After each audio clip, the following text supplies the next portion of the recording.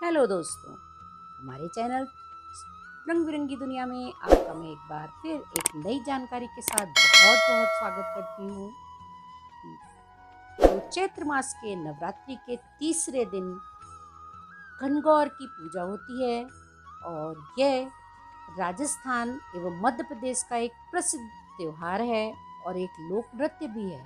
इस नृत्य में कन्याएं एक दूसरे का हाथ पकड़ के वृत्ताकार घेरे में गौरी माँ से अपने पति की दीर्घायु की प्रार्थना करती हैं एवं नृत्य करती हैं। इस नृत्य के गीतों का विषय शिव पार्वती, ब्रह्म सावित्री, विष्णु लक्ष्मी की प्रशंसा से भरा होता है। तो आइए जानते हैं कि गणगौर की कथा क्या है। महिलाएं अपने पति की लंबी आयु और लड़कियां श्रेष्ठ वर पाने के लिए गणगौर की पूजा करती हैं। शाम को सूर्यास्त से पहले गणगौर को पानी पिलाने के बाद जलाशयों, तालाब, कुओं में विसर्जित की जाती है उनकी मूर्ति। और इसकी पूजा 16 दिन लगातार की जाती है। सर्वप्रथम माता पार्वती की पूजा होती है। गणगौर यानी शिव पार्वती की पूजा का ये पर्व है, आपसी स्नेह और साथ ही कामना से जुड़ा हुआ है। इसे शिव और गौरी की आराधना का मंगल उत्सव भी कहा जाता है। गणगौर का अर्थ है गण और गौर। गण का तात्पर्य है शिव यानी ईश्वर और गौर का अर्थ है पार्वती। वास्तव में गणगौर पूजन माँ पार्वती और भगवान शिव की पूजा का दिन है। नवरात्रि के तीसरे दिन यानी चैत्र मास के शुक्ल पक्ष की तृतीया को मनाया जाने वाला गणगौर का त्योहार स्त्रियों के लिए अखंड सौभाग्य प्राप्त का पर्व है। शास्त्रों के अनुसार माँ पार्वती ने श्री अखंड सौभाग्य की कामना से कठोर तपस्या की थी और उसी के प्रभाव से भगवान शिव को पाया था। इस दिन भगवान शिव ने माता पार्वती को तथा पार्वती जी ने समस्त स्त्री जाति को सौभाग्य का वरदान दिया था। माना जाता है कि तभी से इस व्रत को करने की प्रथा चली आ रही है। जानते हैं कि इस व्रत की कथा क्या है। गणगौर की व्रत कथा के मुताबिक एक बार भगवान शिव और माता पार्वती वन में गए और चलते चलते वे दोनों बहुत ही घने जंगल में पहुंच गए। तब माता पार्वती ने भगवान शिव से कहा कि हे भगवान, मुझे प्यास लग रही है। इस पर भगवान शिव ने कहा कि देवी देखो, उस ओर पक्षी उड़ रहे हैं, उस स्थान पर अवश्य जल मौजूद होगा।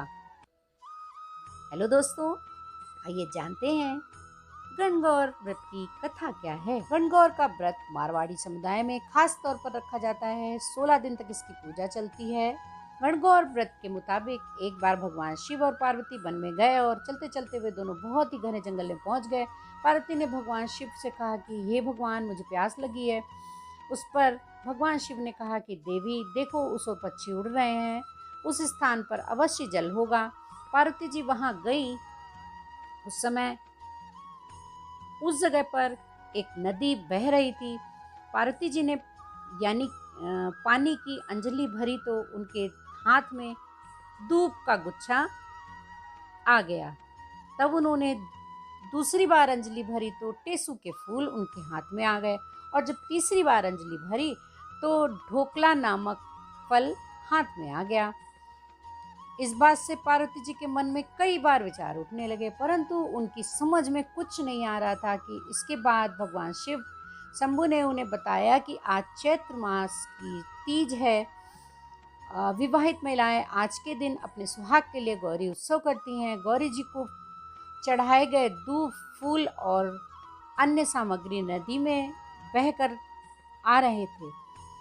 इस पर पार्वती जी ने विनती की कि हे स्वामी, 2 दिन के लिए आप मेरे माता पिता का नगर बनवा दें, जिससे सारी स्त्रियां वहां आकर गणगौर के व्रत को करें और मैं खुद ही उनके सुहाग की रक्षा का आशीर्वाद दूं।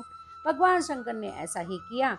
थोड़ी देर में ही बहुत सी स्त्रियों का एक दल आया और पार्वती जी को चिंता हुई और महादेव जी से कहने लगी कि हे प्रभु, मैं तो पहले ही उन्हें वरदान दे चुकी हूँ, अब आप अपनी ओर से सौभाग्य का वरदान दें। पार्वती जी के कहने पर भगवान शिव ने उन सभी स्त्रियों को सौभाग्यवती रहने का वरदान दिया। भगवान शिव और माता पार्वती ने जैसे उन स्त्रियों की मनोकामना पूरी की, वैसे ही भगवान शिव और गौरी माता इस कथा को पढ़ने और सुनने वाली कन्याओं और महिलाओं को की मनोकामनाओं को पूर्ण करें। आशा करती हूँ आप लोग को ये जानकारी पसंद आई होगी। पसंद आई हो तो प्लीज़ हमारे चैनल से जुड़े रहिएगा, और अगर अभी तक आपने सब्सक्राइब नहीं किया है तो प्लीज़ हमारे चैनल को सब्सक्राइब भी कर दीजिएगा। जय गौरीनाथ की